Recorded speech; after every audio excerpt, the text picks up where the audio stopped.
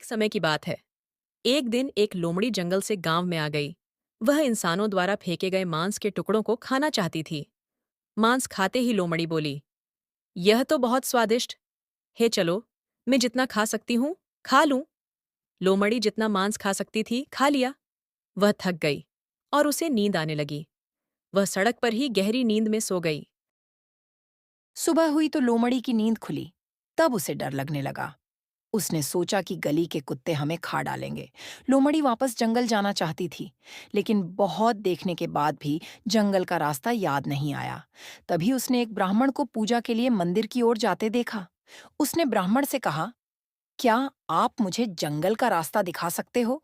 मैं रास्ता भूल गई हूँ।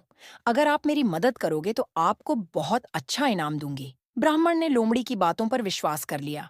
वह उसे जंगल का रास्ता दिखाने की बात मान गया। वह रास्ता दिखाते आगे आगे चलने लगा। लोमड़ी पीछे पीछे चल रही थी। जंगल के किनारे पहुंचने पर लोमड़ी ने ऐसे नाटक किया जैसे कि बह किया गया। बांधा भूल गई है। उसे ब्राह्मण को धन्यवाद देकर वह आगे चल दी। तब उसे ब्राह्मण ने पूछा, आपने जो इनाम देने का वादा किया था, उसका क्या हुआ? चालाक लोमड़ी ने उत्तर दिया, अरे मैं तो भूल ही गई। पास के बड़े पेड़ की जड़ के नीचे बहुत सारा धन छुपा रखा है। आप कृपया वहां जाइए, जमीन को खोदकर धन निकाल लीजिए। सारा धन आपका ही है। इतना कहकर लोमड़ी जंगल में चली गई।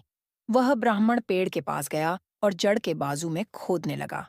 वह जब तक खोदता रहा, तब तक कि वह थक कर चूर न हो गया। वहां धन नहीं निकला।